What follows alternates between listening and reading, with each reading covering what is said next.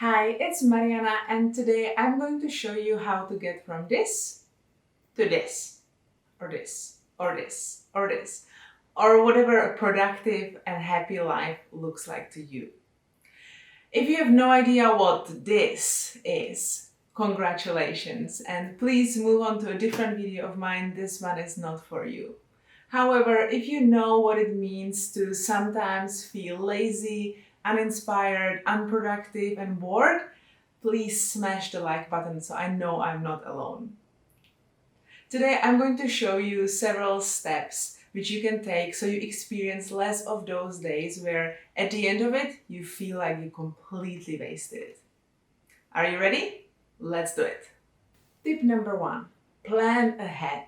If you know that this is something that's happening to you, you need to do something about it before this actually happens. Because once you enter the stage of laziness, there is no coming back. Like, you're going to do what is the easiest for you to do, which is probably grabbing your phone or watching some kind of TV show that you will not remember a week from then. When planning, try to recall the last time you felt this kind of sluggish, uninspired, and bored. And ask yourself as many questions as possible about that situation.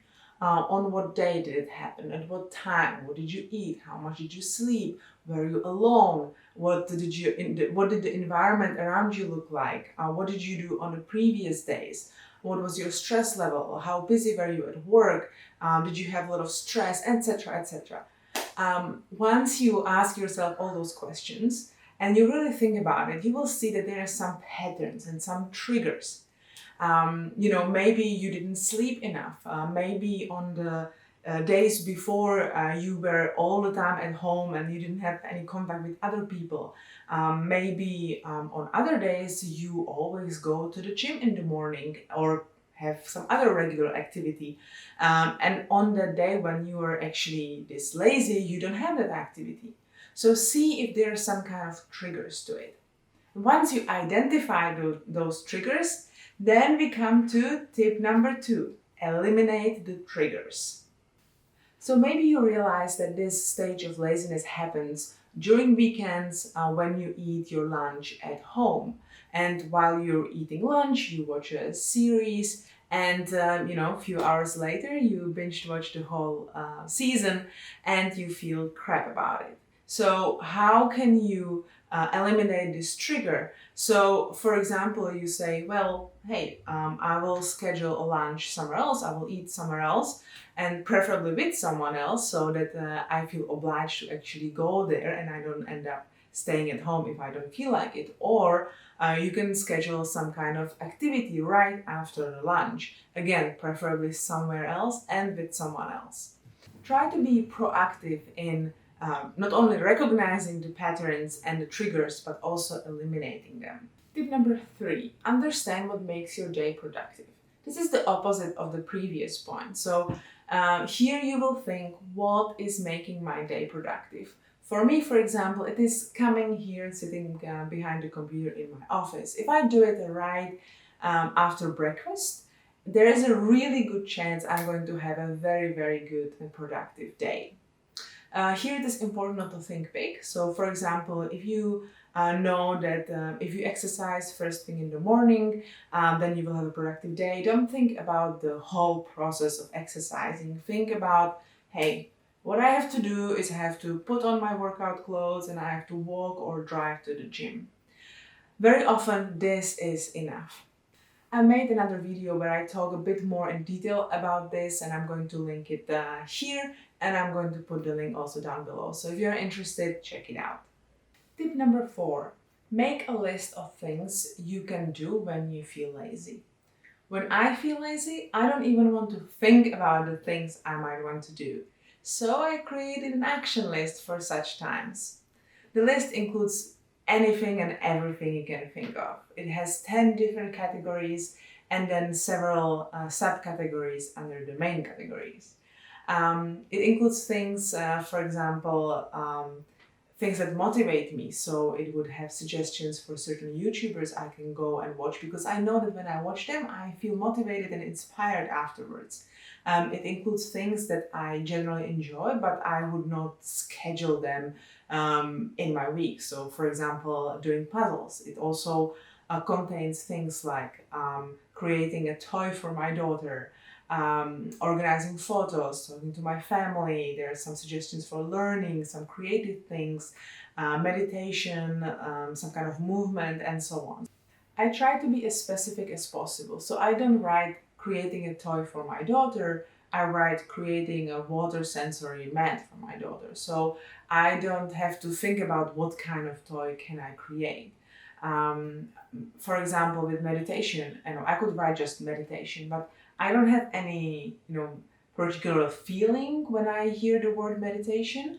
But if I would, what I did is I wrote the different kind of meditations I have done in the past, and I know I enjoy it. I also wrote down the places where I can do the meditation, so that when I am in this sluggish mood and I go to this list and I read it, I have certain emotions and feelings. I have a clear picture of how I did it last time and how I felt, and hopefully, when I'm in this bad mood, there is something on the list that I would like to do.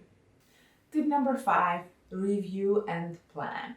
So this is something that actually is on that action list, but I found it so powerful that I want to make it a separate category in the video, and that is review and plan. So I do my weekly reviews and weekly plannings. I have reviews and plannings also monthly and quarterly and yearly, of course.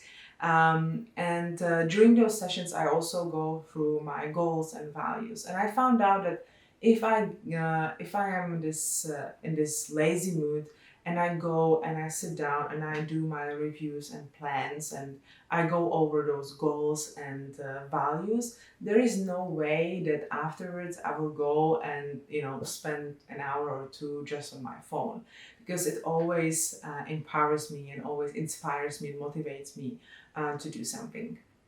Tip number 6, maintain relationship with people that inspire you.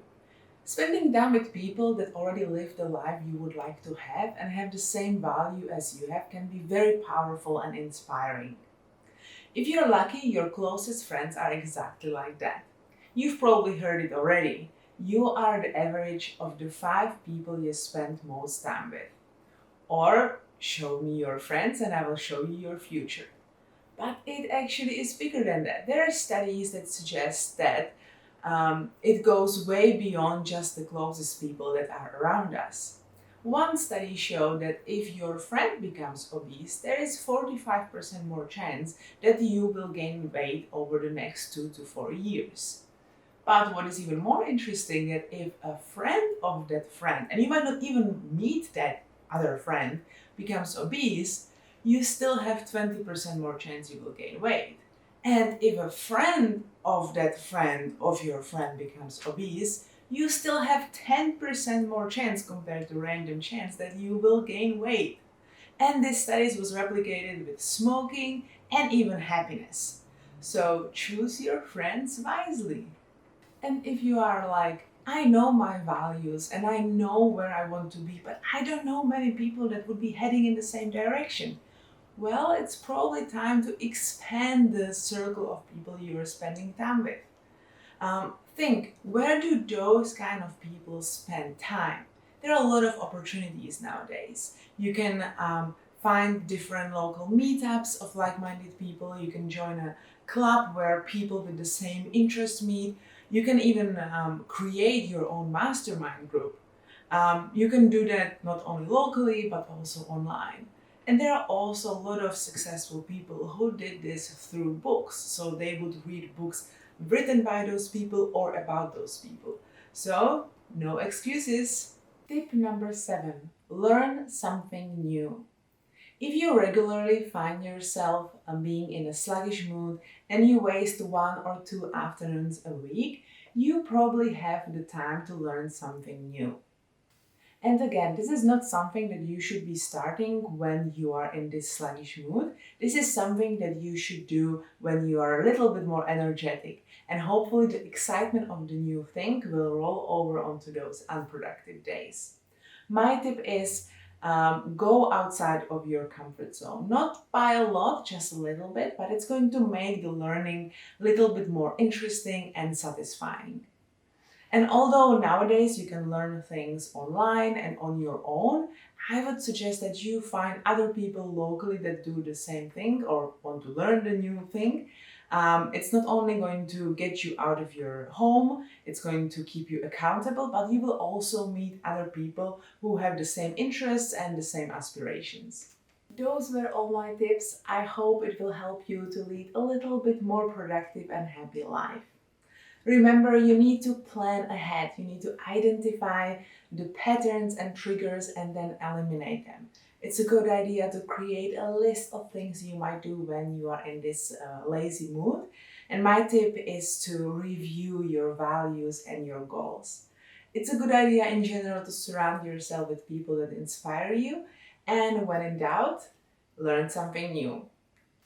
Thank you for watching, and let me know down below in the comments what is your tip for fighting an unproductive day.